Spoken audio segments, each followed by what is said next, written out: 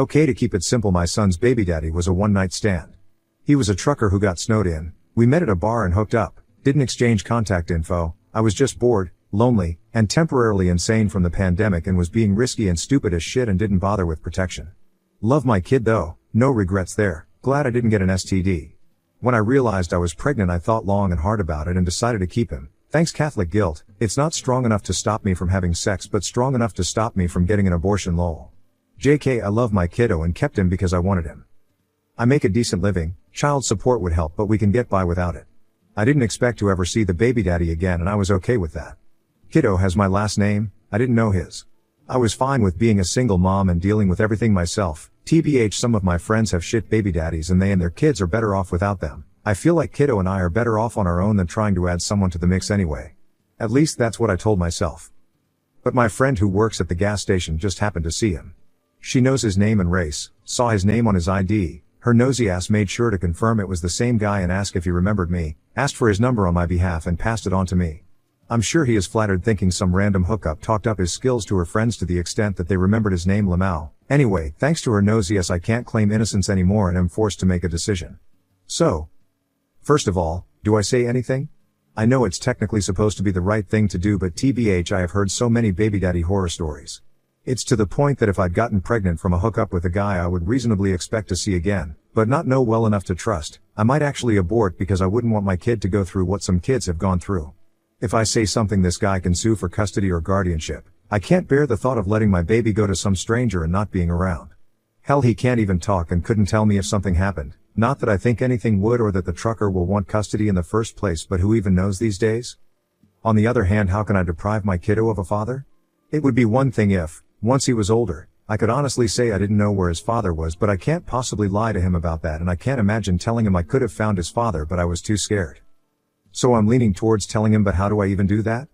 Can I just text him the news and get it over with? Should I try to see if he can meet up next time he passes by and tell him face to face? Is there any kind of legal shit I should be aware of with this kind of thing? Yeah, in case you couldn't tell, I went from giving no fucks during the pandemic to giving too many fucks about everything as a mom, and no matter what plan I make I just keep thinking of the ways things might backfire and somehow hurt my kiddo. I know I am way overthinking probably, but please, I just need someone to tell me what to do. Relevant comments. Laga_1989. He's a stranger. If it were me, I would not invite an opportunity to have someone I don't know at all take my baby half the time because he's technically the father who had no choice in the decision to have the baby. Just my personal opinion. OP, that's my instinct, but I'm also imagining having to justify this to kiddo later when he asks why he doesn't have a dad. Posted to you /thrower_babymama. Update, October 28, 2023. This was my first post. It didn't get a lot of comments, but I wanted to let you guys know how it turned out. I forgot my password for my first throwaway, so I had to make a new one, but it's still me. So a while back I posted here asking for advice about how to tell my baby daddy I have his kid. After figuring out how to run a background check and seeing no criminal history, I thought I would try to meet him, do a vibe check, see if he seems cool. Hook up with him again if I need to in order to get to know him. Lol. Anyway, turns out I didn't need to go that far. The guy texted me that he was stopping by in town. We met up for breakfast. I was like, cool, promising. Breakfast usually doesn't lead to a hookup, so he actually wants to get to know me, which makes it much easier for me to get to know him. We made some typical casual date small talk. Then he asks, do I have kids? I tell him 1. He asks how old. I say 1. He's like, is he 1 in 1 month? He figured it out on his own. When my friend who never met him recognized him by his name and insisted he get in contact with me, apparently, he was like, it's either a baby or a very serious STD. So I just came clean and told him everything. I haven't introduced him to kiddo yet. But I showed him a picture. He agrees that kiddo is the cutest kiddo ever and looks like him. We are getting a paternity test. He is definitely the baby daddy because he's the only Asian guy I've been with, and kiddo is definitely part Asian. But I don't blame him for checking, since I know some women will lie about things like that. He doesn't seem like he doesn't believe me, he just wants to make sure, which is fair. Baby daddy says if kiddo is his, he's fine with paying child support and just having supervised visitation until I trust him more. He lives in his truck apparently, so no judge would give him any custody until that changed. So that's how it is. I didn't really get the choice to decide on my own terms whether to introduce them or not, but so far it all seems to be working out. Relevant comments. Atomic71, what's your end goal here? OP, not sure I have one really, just taking things as they come. I didn't expect him to figure it out on his own, and it kinda ruined whatever plans I have. It would be nice for Kiddo to know his dad, assuming his dad is a decent person. I have no reason to think he's not, I'm just cautious. And some child support money wouldn't hurt. I support him on my own with some help from friends for childcare, but I could buy some nicer treats for Kiddo and start a decent savings account for him with child support. Oop has appeared in the thread and has given me permission to share her comment here. Additional comment. A lot of people are really struggling to understand why I was so worried about my baby daddy. I will use whatever words I want to use, y'all can deal, and whatever risk he might pose to my son, and why I would trust a guy enough to have sex with him but then not want him around my kid. I imagine a lot of you aren't parents, but let me try to explain. My son is 1 year old.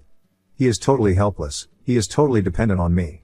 I care about him way more than I ever cared about myself. I used to ride a motorcycle, do I anymore? No, I sold it because I don't want to leave him without a mom. I used to hook up with strangers, do I anymore? No, taking risks is a completely different ball game when I have someone else to worry about besides myself, and also I have no time for that lol. Every single decision I make is now filtered through the lens of how could this affect Kiddo? Now when I first realized I was pregnant, I never thought I would see his father again. Everything I did was under the assumption I would be doing it alone. Which I knew would make things harder on me in many ways, but on the other hand it meant I would never have to see my baby cry because daddy broke a promise again. It was what it was, pros and cons. I knew I'd have to explain to my son someday that I didn't know how to find his father. I was prepared for that. What I wasn't prepared for was ever having to make the decision of introducing my son to his father or not. That is a whole different ball game. It was like the rug was pulled out from under me. I couldn't say, oh, it is what it is, pros and cons anymore. I'd have to make a decision. And my son would have to live with whatever decision I made. That wasn't something I took lightly. Of course I would rather that my son have a good father than not. 2 loving parents are better than 1. But I didn't know. It was impossible to tell how things would work out in the future. All I could think was if I tell this guy, he can take my son. If I tell this guy, he can take my son. A judge can award him custody of my son and I won't be able to do anything about it. I don't know how to describe how terrifying that thought is. The thought of my helpless, innocent, baby being outside my reach. If something bad were to happen to him during that time he couldn't even tell me. It's not that I thought something bad would happen. I'm not anti-man or anti-trucker or anything like that. I don't think all men are evil. It was just this idea that, once I tell the baby daddy, I've done something I can't undo and anything might happen. You can think I'm horrible, selfish, a narcissist, the worst kind of female, whatever. None of that matters to me. What's best for my son is the only deciding factor. And in case you didn't realize, I eventually did make the decision to reach out to the baby daddy. I did want to get to know him a bit before saying anything. But when he figured it out, I didn't lie. I could have, but in the end I decided Kiddo deserved to know his dad, and if I lied right then I could be throwing away that chance. Since he clearly only agreed to meet me because he figured out what happened. I don't feel like I did anything wrong by being cautious about it. Anyway. Hopefully that clears things up. Y'all might still not like me or understand me, but that's how I feel. New update. Update number 2, November 11th, 2023. Some people asked for more updates on my story. This update isn't very exciting, but TBH, I didn't expect any of this to be very exciting to strangers outside of the handful of people who originally gave me advice. I'll be posting updates here from now until I don't feel like it anymore. Anyway, the paternity test came back positive, duh, and baby daddy, I should probably start calling him a fake name. I'm gonna call him Steve from now on because of someone's comment that made me laugh. Immediately flew to my place and showed up on my porch with a dozen roses. He confessed that he had never stopped thinking about me since our first encounter, and I confessed the same. We immediately went to go make another baby. He then proposed marriage and we are planning our wedding and honeymoon in Paris. But then while we were at the store picking out a wedding cake, a team of assassins attacked the bakery and we had to flee.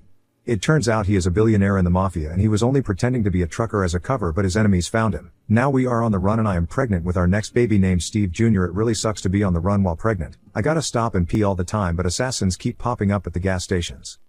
JK, sorry, it is just amusing to me that people are invested in my life. I couldn't resist the drama. Okay, here's the real update. The paternity test came back positive and Steve and I have been texting back and forth and talking on the phone. We still need to figure out a good time to meet up, so that hasn't happened yet and I don't know when it will.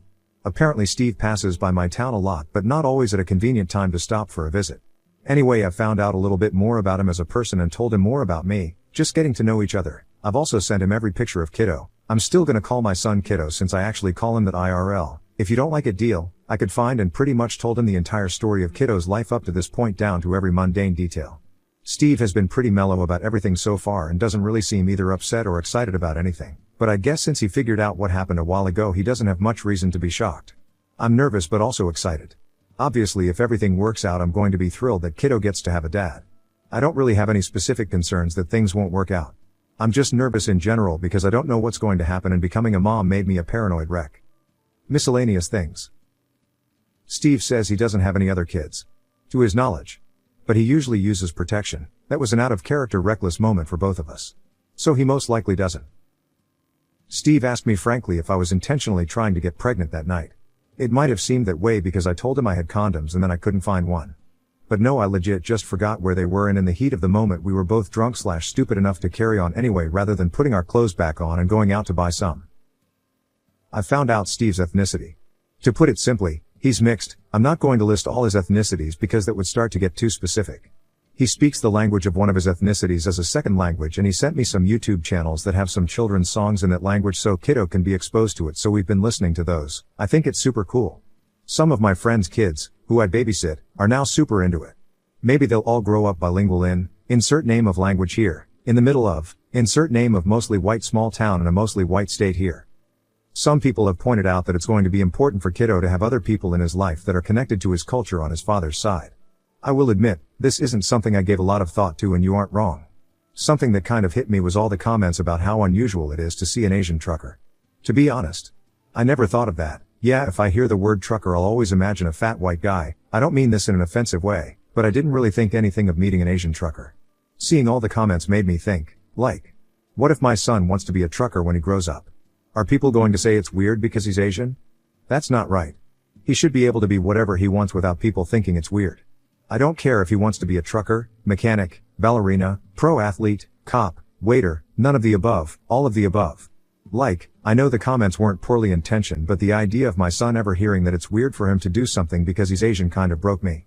I know it's not the same, but I grew up hearing that I was weird to do the things I loved because I'm a girl. I already decided long ago my son can be as masculine or feminine as he wants, and if anyone has shit to say about it they would have to go through me. But then there's this whole other angle I never considered that he will probably experience, and I don't know anything about it. So, yeah, I'm glad he will have his dad in his life, and really just more family in general. Steve hasn't told them about kiddo yet, but he says he's not worried they'll be disapproving or anything, he's just waiting for the right time to break the news. My family is totally disapproving, and I've pretty much stopped talking to my parents since they're mad I refused to give kiddo up for adoption to my aunt and uncle. I am totally rambling now. I guess the other thing people commented about was child support. Turns out Steve isn't doing very great financially right now, and his family is going through some serious hardships that he's been helping them with, so he asked if he can pay me back pay child support later. I just told him not to worry about it. I really don't need back pay. I don't need child support at all. I don't want to wrangle any money from him, and any money he gives me for kiddo, it should be because he wants to. I give kiddo stuff because I love him and want to take care of him. If his dad gives him anything it should be for the same reason, not because he has to. I also told him, just in case, if he doesn't want to be kiddo's dad he can walk away right now and never contact me again. I won't go after him in court or anything. I don't want to introduce kiddo to any father who thinks of him as a burden or an obligation. He assured me he genuinely does want to meet him and be a part of his life, so that's good. Anyway, yeah, that's the update for now. I'll post again when Steve gets a chance to come and meet kiddo. By the way, on my last update I think I got a little carried away arguing with people who apparently didn't even read my post. This time I'm going to try to make an effort not to do that. I was a little caught off guard, but now I'm prepared in case any of these updates get a lot of comments again, and I think I'm more mentally prepared to just let people be stupid without it getting to me. Basically what I mean is, I'll no longer be replying to people who say I hate men, because I don't. If I hated men, why would I have a son? Or I hid my son from his father for a year, or accusing me of anything else that I didn't do. Now on to the second story. Story 2. Was I wrong for telling my wife to go and see her son before he dies? My wife Sarah, 39F, has a son Vicky, 20 meters, from her previous marriage. Because of the way my wife and I got together, there was a lot of strife in her divorce from her ex. There was a lot of tumult in Vicky's life, and he was only 8 at the time.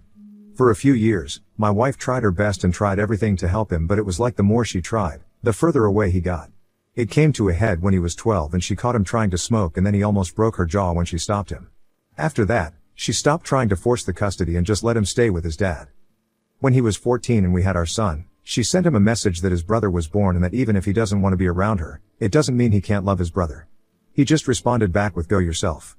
She tried the same thing 3 years later when our daughter was born, but got no response this time. Well, 2 days ago she got a call from her ex and he was crying, and apparently Vicky is dying. He has cancer and they found it very, very late, and he's optimistically only got a month left, and he's been begging to see her. So, I've told my wife to go and spend the month with him. She can work online from a month or take a leave or just quit if they don't understand. However, she's refused and she's used everything from work to needing to take care of our kids to even what if it's just a trick to hurt me more as excuses to not go. At the same time, she keeps crying, muttering about thinking she had more time, ignoring our kids, looking at old photo albums of her and Vicky. It came to a head this morning when I caught her having a breakdown in her car before going to work. I begged her to reconsider when I saw and she called me a effing a hole for trying to push her into going. I know he's not my son and that I have no right over him, but not going is tearing Sarah apart, so Ada? Edit. To everyone confused, when our kids were born are not the only 2 times that my wife tried to reach out and ask if he was ready to see her. It's just when our son was born was the only time that he responded. She tried up until his graduation when even his father tried to get him to invite her. She sent him money, presents and everything for his birthdays. And as for when he struck her when he was 12, he did so with a hockey stick and then kicked her when she fell. She forgave him for that because she knew what he was going through and he's her child, but she decided to stop seeing him then because she didn't want her presence in his life to make him more violent. What if he hit another kid? Like that was her thought. And to everyone saying therapy. Yes, she took him to therapy, she tried so much but he was non-responsive then. Relevant comment. Spirited_block 250. I presume she cheated on her husband with you and that's why the son wants nothing to do with her, which is understandable TBH, for a kid especially, even at 14 to 15 years old. You are trying to do right by her because she will absolutely regret not going to see him. It's doubtful based on their relationship that the son will let her around for a month, but at least she can and should go say goodbye. He has a right to feel angry with her, she needs to sack up and go or she will be haunted by this after he passes. OP, thank you. It's her son who is asking and he hasn't asked for her at all in so long. I understand her being afraid but this is her last chance. Update, November 9, 2023. I have provided proof that this is me since my account was banned, probably because I made it from a work machine I remote into. My wife's son Vicky passed away a week ago and I guess I'm posting because I also feel I need to clear up how I feel about things and people were so willing to listen here before. Now after my wife came home the day I posted we had another big argument about it and I honestly felt I wasn't getting through to her. I tried to use some of the points that people in the comments told me and I just was surprised at how stubborn she could be. But it ended with her screaming at me that her son's not sick, he's not dying and he's fine. I don't know if she was just that deep in denial or she thought it was a trick or something, but the way she screamed scared our kids, so I felt that I had to just let it lie. My wife actually got a call a few days later from a young woman claiming to be her son's wife and begging her to come. And that made her do it and the people at her work were so understanding they gave her up until the end of this month off. My relatives came over to help me with the kids since she made it clear that she had to do this by herself. She took a flight out to where her son's family was staying, got a hotel and went to see him. She hasn't really told me everything in detail given that she only got home 2 days ago, but pretty much, according to her ex, their son started acting odd about the time he graduated high school.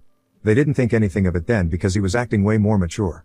They got him married in India about half a year ago with no objections and she said her ex was blaming himself for not having realized that he changed because he was sick.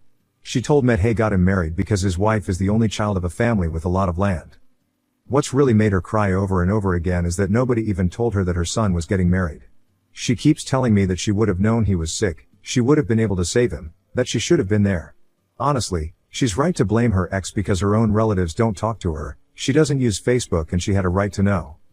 As for her daughter-in-law, my wife has done nothing but sing her praises.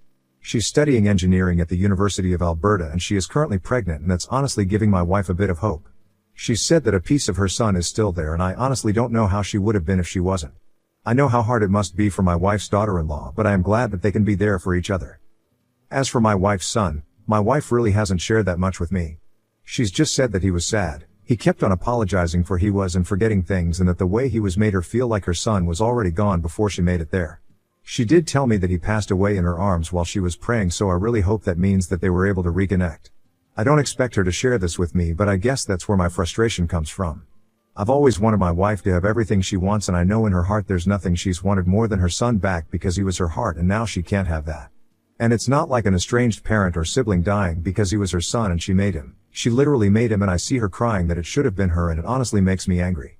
All I can do is be there for her, but I feel like I shouldn't have to be because her son shouldn't have had to die so young and so cruelly. So, thanks for listening to my rant. I might come here again if I need to rant. Relevant comment. Cannabis_cat slave, thanks for the update. I am glad the poor kid got to see his mother before he died. OP, it's a bit of solace and I certainly think it's for the best.